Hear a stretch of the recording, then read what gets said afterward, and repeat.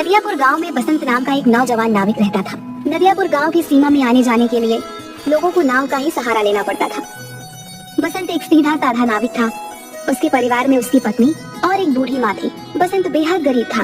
बसंत के ऊपर नदियापुर गांव के लगभग सभी लोगों का कर्जा चढ़ा हुआ था। आज बसंत अपनी नाव के पास पहुंचा ही था कि तभी गांव का सेठ धनीराम कुछ लोगों के साथ उसके पास आ धमका। बस बहुत हो गया, अब मामला बर्दाश्त से बाहर होता जा रहा है, समझ गया? पूरे 6 महीने हो गए मुझे बेवकूफ बनाते हुए तुझे। आज मैं अपने पैसे ले जाकर ही रहूंगा, समझा? मुझे कुछ दिनों की मोहलत और दे दो सेठ जी। आप तो जानते ही हो कि इस वक्त धंधा कितना मंदा चल रहा है। अबे तेरा धंधा कोई मंदा नहीं चल रहा। सच तो यह है कि तू मेरे पैसे देना ही नहीं चाहता। नदियापुर गाँव में आने के लिए और जाने के लिए नाव का ही सहारा लेना पड़ता है। ऊपर से इलाका टूरिस्ट इलाके में भी आता है। सैलानियों की कोई कमी नहीं है यहाँ पर। तेरा धंधा मंदा कैसे बढ़ सकता है? सेठ जी, सारे गांव वाले जानते हैं कि मेरी किस्मत कितनी फूटी हुई है। मैं बड़ी मेहनत से पाई पाई इकट्ठा करता हूँ, लेकिन वो पैसे किसी न किसी वजह से मुझसे खर्च हो जाते हैं। बसंत पर सेठ धनीराम बसंत का मजाक उड़ाते हुए अपने लोगों को देखकर बोला, सुना तुम लोगों ने? ये बड़ी मेहनत से पाई पाई जोड़कर रकम इकट्ठा करता है और इसे खुद नहीं पता कि इसके पैसे कहाँ खर्च हो जाते हैं।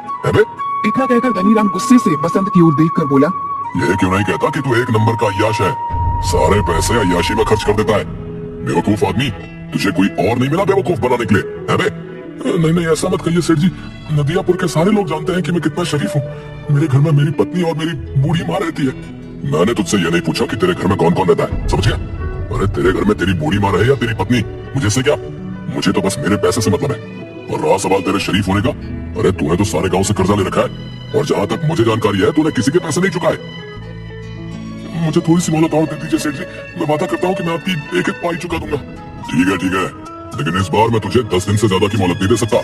10 दिन के अंदर अंदर अगर मुझे मेरे पैसे नहीं मिले ना, तो मैं तेरा मकान तुझसे छीन कर तुझे धक्के देकर तेरे मकान से बाहर निकाल दूंगा, समझ में आ गई?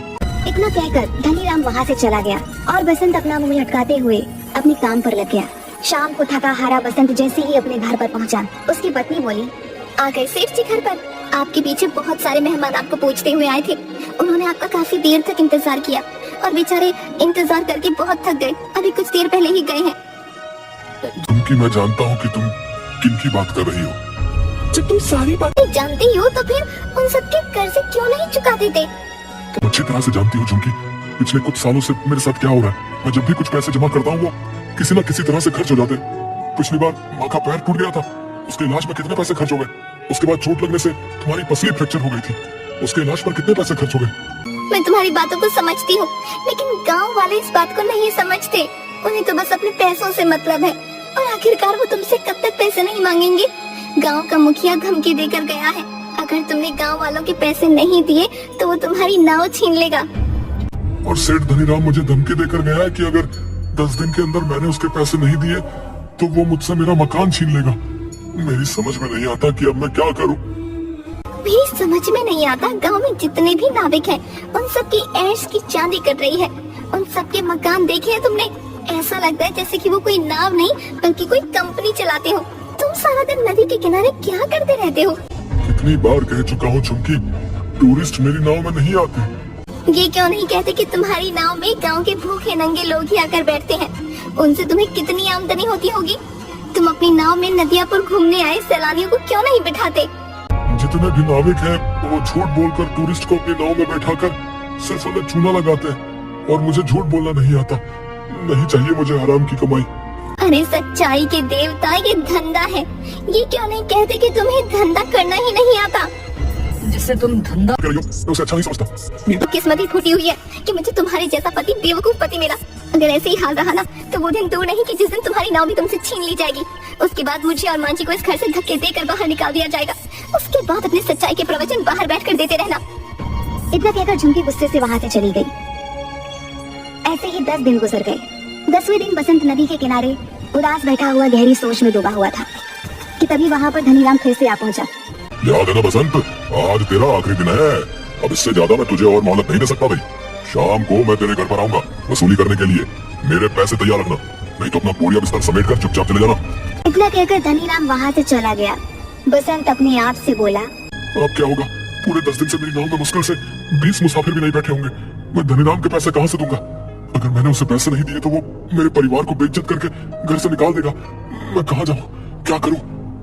बसंत हसरत भरी निगाहों से और नाविकों को देखने लगा जिनकी नाव पर टूरिस्ट सवार थे। तभी बसंत के कानों में एक बूढ़े व्यक्ति का स्वर टकराया। क्या तुम मुझे दूसरी दुनिया के छोर तक छोड़ सकते हो? बसंत उस बूढ़े की बात सुनकर हैरत में पड़ गया। लगता है आपका दिमाग खिसका हुआ है बाबा। ये कैसी बातें कर रहे हैं आप? मेरा कहने का मतलब ये है बेटा, तुम मुझे इस नदी के दूसरे किनारे पर छोड़ देना।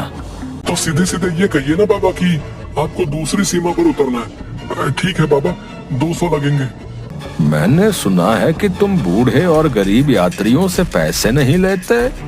सही सुना है बाबा, लेकिन क्या करूं?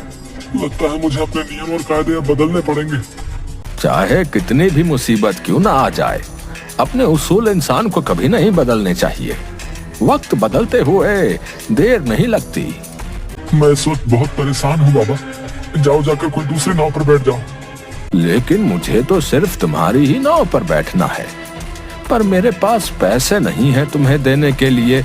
अगर तुम मुझे वहां तक छोड़ दोगे तो मैं तुम्हारा एहसानमंद रहूंगा। मेरी पत्नी वहां पर इंतजार कर रही है। बूढ़े की बात सुनकर बसंत को बूढ़े के ऊपर तरस आ गया था। ठीक है बाबा, मैं तुम्हारा दिल नहीं तोड़ूंगा। आइए बैठिए, जहाँ आपको जाना है मैं आपको वहाँ छोड़ दूंगा, ठीक है? बसंत की बात सुनकर वह बूढ़ा रहस्यमयी अंदाज में मुस्कुराते हुए बसंत की नाव में बैठ गया। बसंत की नाव नदी के बीच में पहुंची ही थी कि तभी वो बूढ़ा बसंत से बोला, बस मुझे यहीं तक छोड़ दो।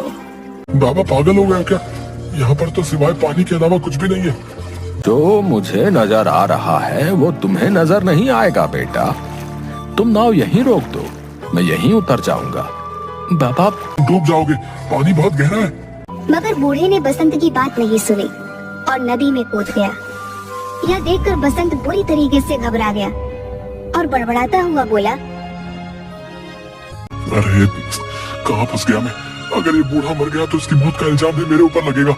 सभी लोगों ने इस बूढ़े को मेरी नाव में सवार होते हुए देखा है। अब क्या करूं? लगता है मुझे भी नदी में कूदना ही पड़ेगा। इतना कहकर बसंत ने नदी में छलांग लगा दी।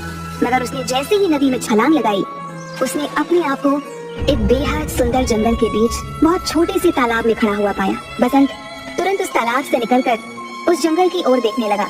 तभी उसके कानों में एक भारी आवाज टकराई। बेटा मेरी शाख थोड़ी सी झुक रही है, इसे थोड़ा सा सीधा कर दो, अब मुझे दर्द हो रहा है।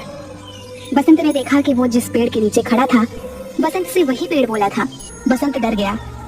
डरो मत, अगर तुम मेरा ये काम करोगे तो मैं तुम्हें आगे का रास्ता बता दूंगा। बसंत ने डरते डरते उस पेड़ की शाख ऊंची कर दी। तभी अचानक बसंत के सामने एक बेहद सुंदर सोने की सड़क बन गई। घबराओ मत, तुमने मेरी मदद की है, इस वजह से ही तुम्हारे लिए ये सोने की सड़क मैंने बना दी है।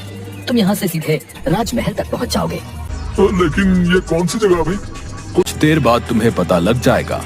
तुम जिस रास्ते से यहाँ पर आए हो वो रास्ता सिर्फ शाही लोगों के लिए खुलता है। तुम जरूर कोई खास हो। कुछ दूर चलकर बसंत की नजर एक पेड़ पर गई जहाँ पर लाल लाल सेब लटक रहे थे। अचानक एक सेब बसंत की ओर देखकर बोला, देख क्या रहे हो? अगर तुम्हें भूख लगी है तो मुझे खा लो। अरे वाह, ये मैं कहाँ आ गया? वो बूढ़ा जरूर कोई मायावी व्यक्ति था। नहीं नहीं, मैं जहाँ पर रहता हूँ वहाँ पर बोलने वाले फल नहीं होते। अगर वो बोलते तो हम बिल्कुल नहीं खाते। तुम वाकई बहुत दयालु लगते हो। तुम्हारा इस जादुई नगरी में स्वागत है। इस सोने की सड़क पर सीधे चले जाओ, कुछ ही देर में तुम महल तक पहुँच जाओगे।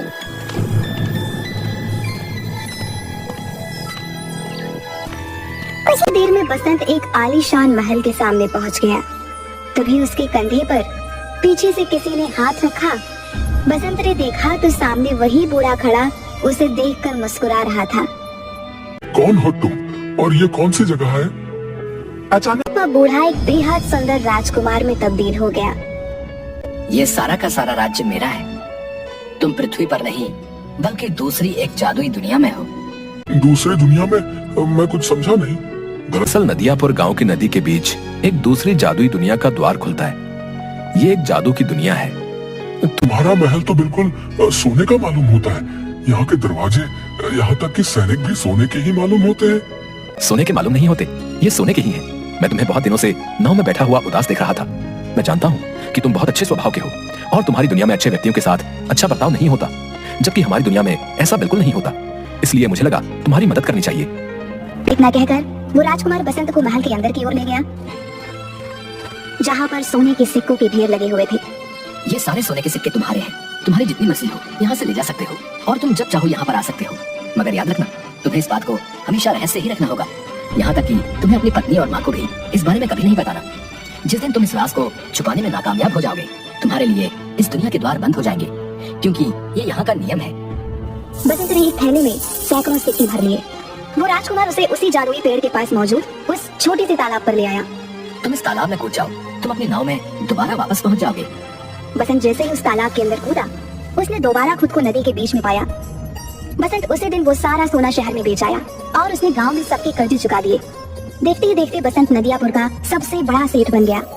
एक दिन बसंत की पत्नी ने बसंत से कहा, तुमने आज तक नहीं बताया जी कि आखिरकार तुम इतने ढेर सारे पैसे लेकर कहाँ से आए और तुम कुछ दिनों के लिए अचानक कहाँ लापता हो जाते हो। मैंने तुमसे कितनी बार कहा है झुमकी कि मैं इस बारे में नहीं बता सकता। इतना तो मैं जानती हूँ कि तुम कोई गलत काम नहीं कर सकते। अगर तुम नहीं बताना चाहते तो शायद इसमें ही हम सबकी भलाई होगी। बसंत की अमीरी देखकर धनीराम अंदर ही अंदर जलने लगा।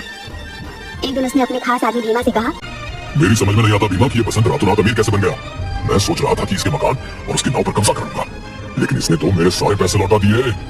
सिर्फ आपके ही नहीं सेठ, उसने सारे गांव वालों के पैसे लौटा दिए। आज गांव में सबसे आलीशान हवेली उसकी बनी हुई है, और तो और नदियापुर में सारी नाव का मालिक बसंत ही है। हाँ मुझे पता है, और वो टूरिस्ट से बहुत कम पैसे लेता है, और गांव के लोगों को तो वो मुफ्त में ही नाव में बैठाने का काम करता है। मेरा धंधा भी चौपट हो गया। दाल में जरूर कुछ न कुछ काला है। जाओ जाकर पता करो कि आखिर माजरा क्या है। जाओ। मैंने पता कर लिया है। क्या मतलब? कुछ दिनों पहले मैं उसका चुपके से पीछा कर रहा था।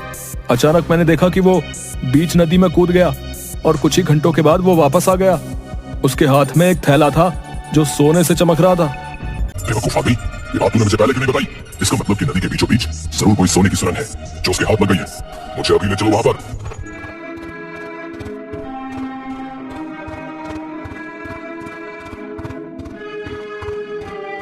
कुछ ही देर में सिर्फ धनीराम और भीमा नदी के बीच पहुंच गए।